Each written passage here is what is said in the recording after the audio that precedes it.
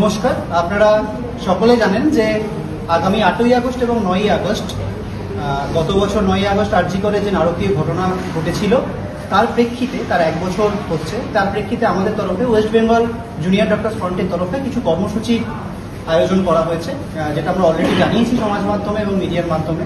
8 তারিখে মশাল মিছিল, তারপর সেদিনকে মধ্যরাত থেকে 9ই আগস্ট ভোরবেলা অবধি শ্যামবাজারে প্রতিবাদী সমাবেশ এবং জমায়েত, এবং তারপর দিন অর্থাৎ 9 তারিখ সন্ধ্যেবেলা আরজি করে ক্রাই অফ দ্য আওয়ারের সামনে জমায়েত এবং বাকি বিভিন্ন মেডিকেল কলেজ বিশ্ববিদ্যালয় জমায়েত। এই আবহে কয়েকটা আজকের প্রেস মিট বা প্রেস কনফারেন্স করার উদ্দেশ্য যে জায়গা থেকে, যে গত 3-4 দিন ধরে কিছু অদ্ভুত জিনিস আমরা লক্ষ্য করছি।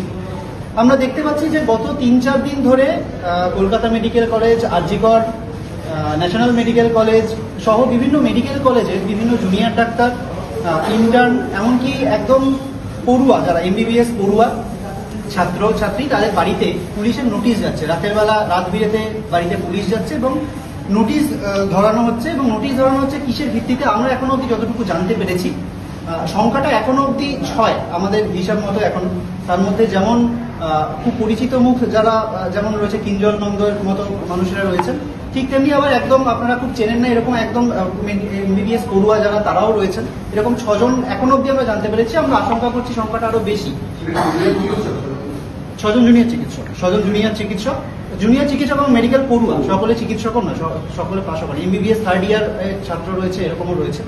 তো এদের যে জিনিসটা আমরা লক্ষ্য করছি যে যার ভিত্তিতে ডাকা হয়েছে, আমরা যখন দেখছি সেই নোটিশগুলো, সেটা হচ্ছে 1 বছরের পুরনো কিছু এফআইআর তাদের বিরুদ্ধে করা হয়েছে। এবং সেটা সম্পূর্ণ তারিখ বা ডেট হচ্ছে গত বছর যখন ধর্মতলায় অনশন মঞ্চ চলছিল, অনশন কর্মসূচি চলছিল, সেই সময়টা 5ই অক্টোবর থেকে 22 অক্টোবর, এই সময় পিরিয়ডে বিভিন্ন দিন বিভিন্ন সময় বিভিন্ন ধারা দেওয়া হয়েছে। এবং ধারাগুলো এইরকম যে ইলিগাল অ্যাসেম্বলি, বেআইনি জমায়েত, পুলিশের কাজে বাধা দান, সরকারি সম্পত্তি নষ্ট, এসব তো রয়েছে।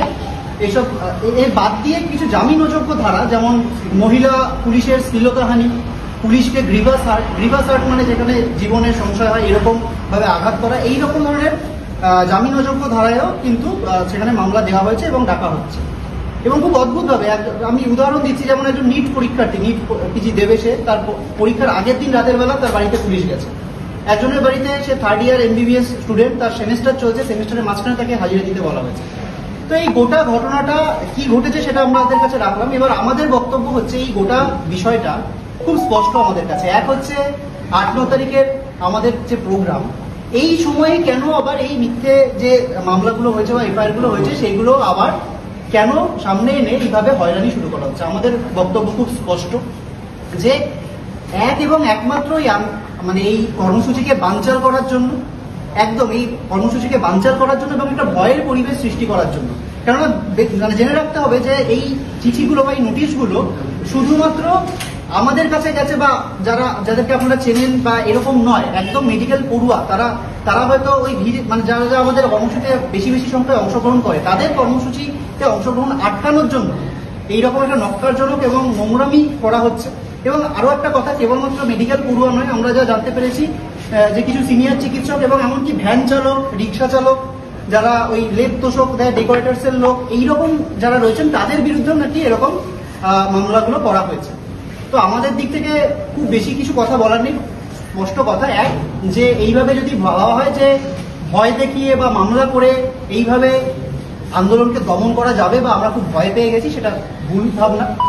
আরো আমরা বেশিভাবে চাইবো যে এই যে কর্মসূচি, সেই কর্মসূচিতে সাধারণ মানুষ যারা এতদিন ধরে এই আন্দোলনের সামনে রয়েছেন, তারা আরো বেশি করে এই কর্মসূচিতে যোগদান করুন এবং বুঝিয়ে দিন যে এইভাবে ভয় দেখিয়ে হামলা করে মামলা করে আমাদের দমন করা যাবে না, 1 নম্বর কথা। 2 নম্বর, এর আগেও যায়নি, এর আগেও এরকম মামলা আপনারা জানেন যে বিভিন্ন সময় হয়েছে, বিভিন্ন সময় বিভিন্ন জনের নামে হয়েছে।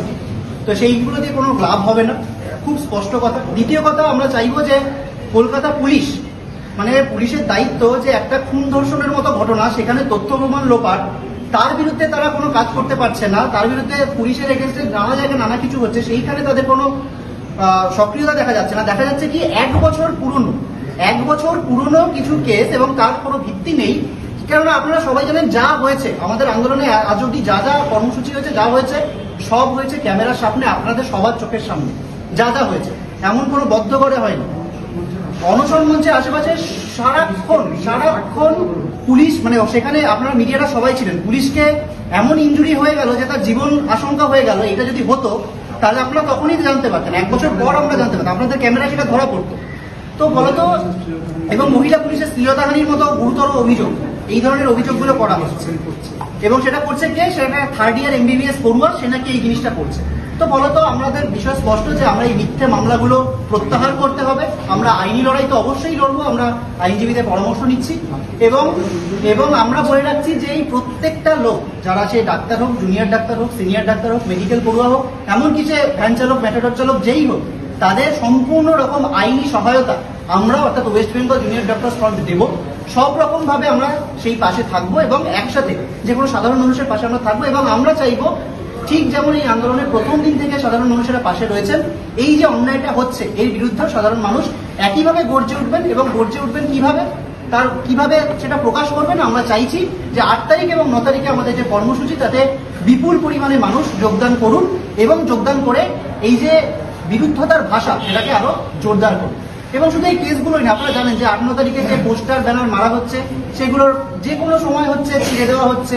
কালকে ডরিনা ক্রসিং এ আপনারা জানেন রাতের বেলা স্ট্রিট পেন্টিং এর কথা বলা হয়েছিল, 3 দিন ধরে পুলিশের কাছে মেল করে পারমিশন নিয়ে করা হচ্ছিল, সেটাও করতে দেওয়া হয়নি। এরকম নানাভাবে কিন্তু চেষ্টা চলছে।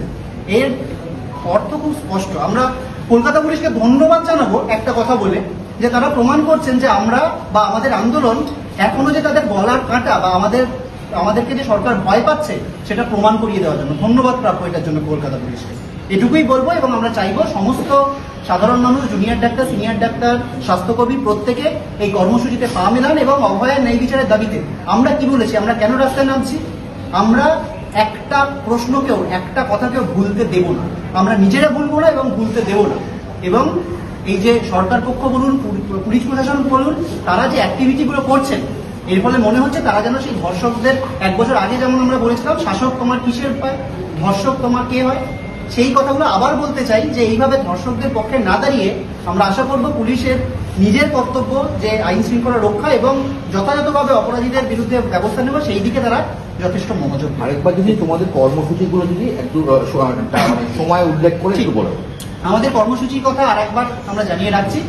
8ই আগস্ট অর্থাৎ শুক্রবার রাত 9টার সময় কলেজ স্কোয়ার থেকে শ্যামবাজার মশাল মিছিল, এবং তারপর শ্যামবাজারে ওই 8ই আগস্ট মধ্যরাত থেকে 9ই আগস্ট ভোরবেলা, যেটা কিনা চার্জশিট অনুযায়ী অপরাধের সময় বলে বলা হচ্ছে, সেই সময়টা আমাদের কারো চোখে ঘুম নেই, ঘুম থাকবে না। ফলত আমরা রাস্তায় থাকবো, প্রতিবাদী সমাবেশ করব, বক্তব্য রাখবো, সেখানে নানা রকম অভয়া রাত আমরা বলছি এই সময়টাকে। এবং সেই সময়টায় নানাজন বিভিন্নভাবে, সেটা সাংস্কৃতিকভাবে হতে পারে, সেটা স্ট্রিট পেন্টিং হতে পারে, সেটা বক্তব্য হতে পারে, সেটা সমাবেশ হতে পারে, নানাভাবে আমরা আমাদের এই প্রতিবাদের স্বরগুলোকে রাস্তায় রাখবো। এবং শুধুমাত্র শ্যামবাজারে নয়, যারা বিভিন্ন জেলায় রয়েছেন, যারা বাইরের জেলায় রয়েছেন, তারা যারা আমাদের সাথে যোগাযোগ করেছেন, তারা কেবল শ্যামবাজারে নয়, বিভিন্ন জেলাগুলোতেও এই সময় কিন্তু এই একই রকম কর্মসূচি হবে। এবং তারপর দিন 9ই আগস্ট শনিবার সন্ধ্যে 6টার সময় আরজিকর মেডিকেল কলেজের ট্রাই অফ দ্য আওয়ার প্রাঙ্গণ এবং বিভিন্ন মেডিকেল কলেজ, জেলার মেডিকেল কলেজ, সেটা বর্ধমান হতে পারে, মেদিনীপুর হতে পারে, মালদা হতে পারে, এই প্রত্যেকটা জায়গায় কিন্তু প্রতিবাদী জমায়েত আমরা করব। এটা আমাদের ওয়েস্ট বেঙ্গল জুনিয়র ডক্টরস ফ্রন্টের পক্ষ থেকে আমাদের কর্মসূচি। সিনিয়র ডাক্তাররাও থাকবেন, আপনি ইতিমধ্যে স্টেটমেন্ট দিয়েছেন, আপনাদের যে বিভিন্ন লেটার পাঠানো হয়েছে পুলিশের তরফ থেকে বললেন, তবে তারা আপনাদের সমর্থনে ইতিমধ্যে স্টেটমেন্ট দিয়েছেন, তারা কি থাকবেন এই কর্মসূচিগুলোতে? দেখুন, আমাদের এই কর্মসূচিগুলোতে তো সকলেই থাকবেন। এখনো অব্দি আমাদের যত সিনিয়র ডাক্তার বলুন, যে কোনো যত সংগঠনের সাথে আমাদের কথা হয়েছে, সকলেই কিন্তু আমাদের এই প্রোগ্রামগুলোতে নিজেদের সাধ্যমতো থাকবেন বলেছেন। কিন্তু হ্যাঁ, এটাও কথা যে 9 তারিখ আরো বিভিন্ন সংগঠনের নিজস্ব কর্মসূচি থাকছে, অবশ্যই সেটা সামলে তারা আমাদের কর্মসূচিগুলোতে পার্টিসিপেট করবেন। কিন্তু 8 তারিখের যে মশাল মিছিল এবং সারা রাত থাকার বিষয়টা, এই বিষয়টা কিন্তু সমস্ত সংগঠনই কিন্তু এখন অব্দি আমাদের সাথে থাকবেন। এমনকি অভয়ের মা বাবার সাথেও কথা হয়েছে, তারা রাতের বেলা সেদিন শ্যামবাজারে আসবেন, এটা জানিয়েছে।